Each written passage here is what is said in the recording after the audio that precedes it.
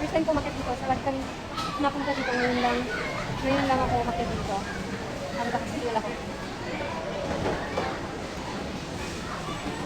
Guys, bababa na ako. Sinabi ko mahirap din ba bumaba. Pero feel ko naman hindi. Kasi nga, bababa na eh. Hindi na gano'n ka. Ayun na. Hindi na siya gano'n ka-challenging.